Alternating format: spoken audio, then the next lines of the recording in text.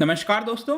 Assam police का कहना है कि कुछ लोगों के द्वारा सोशल मीडिया पर तालिबान के सपोर्ट में पोस्ट डाला गया था और इसी की वजह से करीब 15 लोगों को यहां पर उन्होंने अरेस्ट कर लिया है। लेकिन यहां पर ध्यान देने वाली बात यह है कि जिन लोगों को अरेस्ट किया गया है उनको यूएपीए के एक्ट के अकॉर्डिंग किया गया। अब ये काफी स्ट्रिक्ट कानून है जिसको लेकर हम डिटेल से चर्चा करेंगे। इसका मतलब होता है अनलॉफुल एक्टिविटीज प्रिवेंशन एक्ट। तो इसको हम देखेंगे कि एग्जैक्टली कैसे वजूद में आया, इस समय इसका रोल क्या है और ओवरऑल कॉन्टेक्स्ट में इस पर्टिकुलर इंसिडेंट्स के माध्यम से जानने की कोशिश करेंगे। चलिए आगे बढ़ते हैं, लेकिन उसके पहले अगर आप यूपीएससी की तैयारी कर रहे हैं तो इसके बारे में सारी जानकारी आपको डिस्क्रिप्शन में मिल जाएगी। वहां से आप जाकर हमारे ऐप को डाउनलोड कर सकते हैं या फिर studyIQ.com पर जा सकते हैं। जितने भी कोर्सेज हैं, स्टेट पीसीएस, बैंकिंग, यूपीएससी, सभी कुछ आपको बहुत ही कम दाम पर वहां पर उपलब्ध करा दिया जाता है। चलिए देखते हैं एग्जैक्टली यहां पर हुआ क्या है, हम क्यों इसके बारे में डिस्कस कर रहे हैं। जैसा कि मैं आपको बता रहा था कि 15 लोगों को असम पुलिस के द्वारा अरेस्ट किया गया है, जिसके अंदर करीब 18 साल का एक नौजवान है, बीकॉम का लड़का है, 24 साल का मेडिकल स्टूडेंट है,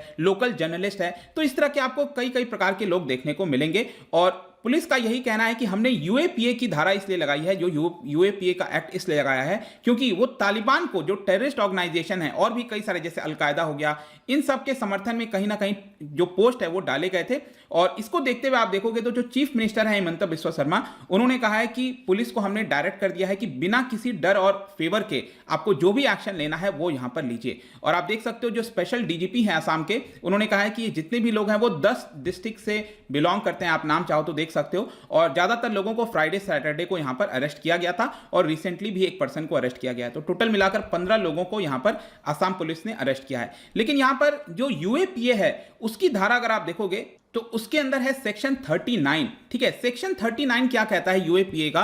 that is if you are supporting any terrorist organisation, तो उस केस में आपके ऊपर सेक्शन 39 के अकॉर्डिंगली अरेस्ट किया जा सकता है। डोंट वरी, मैं यूएपीए में डिटेल में आगे बताऊंगा, सब कुछ आपको समझ में आ जाएगा। लेकिन यहां पर जब पुलिस ऑफिशियल से पूछा गया कि किस तरह का पोस्ट था, तो यहां पर पुलिस ऑफिशियल्स ने जो पोस्ट है वो शेयर करने से मना कर दिया। लेकिन पुलिस ऑफिशियल्स का कहना था कि जो भी उसके अंदर पोस्ट था वो प्रॉपर जो पीनल प्रोविजंस हैं भारतीय कानून के अकॉर्डिंगली वो आता है। और अलग अलग पीनल प्रोविजंस भी आप लगाए गए हैं, देख सकते हो आईपीसी की धारा जो अलग अलग है वो भी आप चाहो तो देख सकते हो। लेकिन सबसे इंपॉर्टेंट मैंने आपको बताया वो यूएपीए है। और जो इवन डिप्टी इंस्पेक्टर जनरल हैं उनका भी ये कहना था कि जो पोस्ट थे वो एक प्रकार से हार्मफुल थे फॉर नेशनल सिक्योरिटी और हमारी जो सोशल मीडिया मॉनिटरिंग सेल है वो लगातार नजर रख रही है अलग अलग सोशल मीडिया के पोस्ट पर और जो भी एक्शन लेना है उसके अकॉर्डिंगली हम यहां पर ले रहे हैं। जहां तक क्वेश्चन पूछा गया कि आपने यूएपी की धारा क्यों लगाई, तो देखिए उनके द्वारा यह कहना है कि जो भी टेररिस्ट ऑर्गेनाइजेशन से अंडर यूनाइटेड नेशंस की अगर हम बात करें, तहरीके तालिबान हो गया, आईसिस हो गया, अलकायदा हो गया, इन सब का कहीं ना कहीं आपको मेंशन देखने को मिलेगा। और इसी की वजह से यूएपीए कहता है कि यहां पर अगर किसी के द्वारा सपोर्ट किया जाता है तो आप अरेस्ट कर सकते हो। तो चलिए अब थोड़ा सा अच्छे से समझेंगे कि ये जो अनलॉफुल एक्टिविटीज प्रिवेंशन एक्ट है ये आया कैसे। वैसे तो अगर आप देखोगे तो 1967 में ये आया था, लेकिन उसके पहले का बैकग्राउंड आपको थोड़ा सा जानना चाहिए।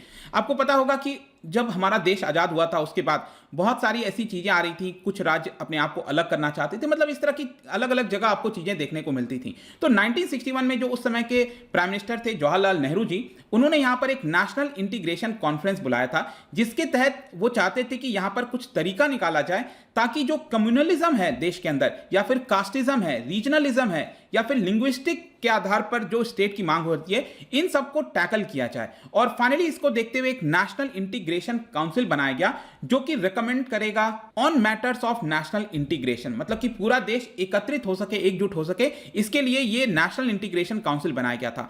आगे चलकर इन्हीं सारी चीजों को देखते हुए जो रिकमेंडेशन आया उसके आधार पर बोला गया कि हमें एक यूपीए एक्ट लाना चाहिए, मतलब जो अनलॉफुल एक्टिविटीज प्रिवेंशन है इसको लेकर एक बिल लाया गया 1966 में। और इस बिल के अकॉर्डिंगली यही था कि जो भी पर्सन यहां पर अलग देश की मांग करता है या फिर देश की जो इंटीग्रिटी और सोवरेनिटी को खतरा पहुंचाने की कोशिश करता है उसके ऊपर कार्रवाई की जाए। तो यहां पर एक हाई पावर ट्राइब्यूनल भी जो है उसको भी सेटअप किया जाएगा, मतलब कि जो भी पर्सन यहां पर इस तरह की एक्टिविटीज करेगा उसको इस ट्रिब्यूनल के माध्यम से, और आपको पता है ट्रिब्यूनल थोड़ा सा अलग होता है, मतलब कि ट्रिब्यूनल के अंदर एक्सपर्ट्स वगैरह भी आपको देखने को मिलते हैं। और यहां पर जो भी पर्सन को सजा सुनाएगी उसमें यहां पर बोला गया कि 3 साल, 7 साल और 10 साल तक का भी जेल हो सकता है इस वाले पर्टिकुलर बिल के तहत। लेकिन 1966 में ध्यान रखिएगा ये बिल लाया गया था।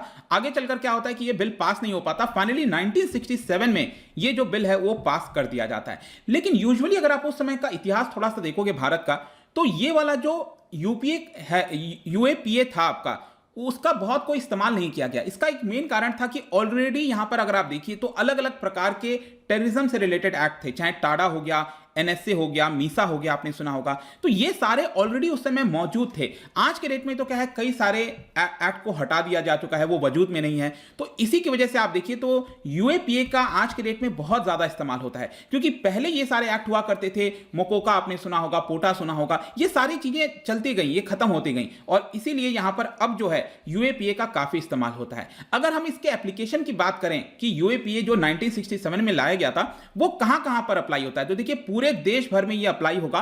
और एक चीज ध्यान रखना है, ये सिर्फ भारतीय पर नहीं होगा।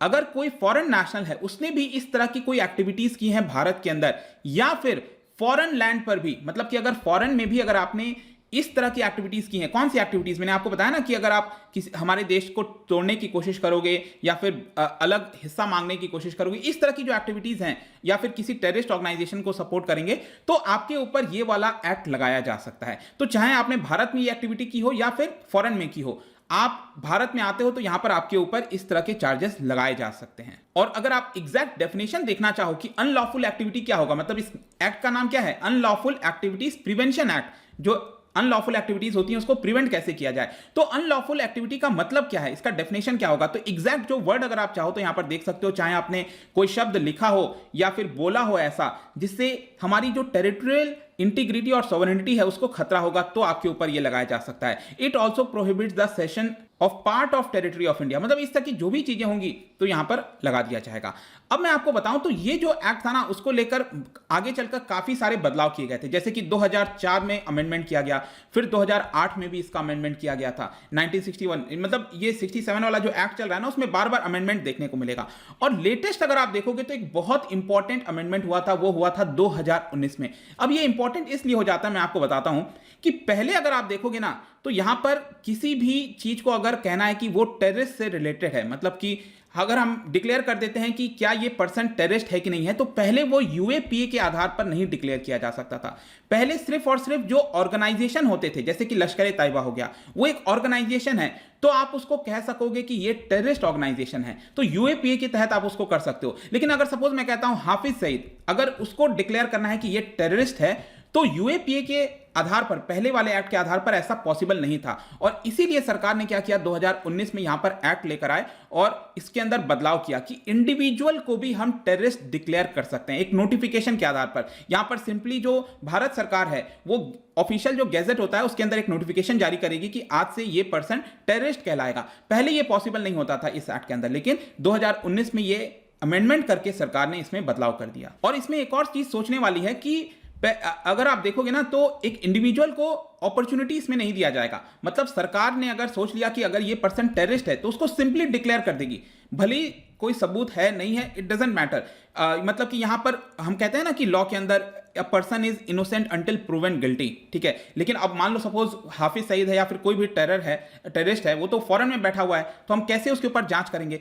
तो इसी की वजह से सरकार का कहना था कि हमने इसके अंदर ये वाला बदलाव किया था, और जो पाकिस्तान में बैठे हुए या फिर कहीं पर भी बैठे हुए जो टेररिस्ट हैं उनको हम आसानी से टेररिस्ट डिक्लेयर कर सकते थे। लेकिन एक और क्वेश्चन आता है आपके मन में कि अगर हम किसी को टेररिस्ट डिक्लेयर कर दिए तो इससे होगा क्या। जैसे कि अगर आपने सुना होगा यूनाइटेड नेशंस के अंदर अगर किसी पर्सन को टेररिस्ट डिक्लेयर कर दिया जाता है तो उसके ऊपर सैंक्शंस लगा दिए जाते हैं, ट्रैवल पर बैन लगा दिया जाता है, उसके जो एसेट्स हैं उसको फ्रीज कर दिया जाता है।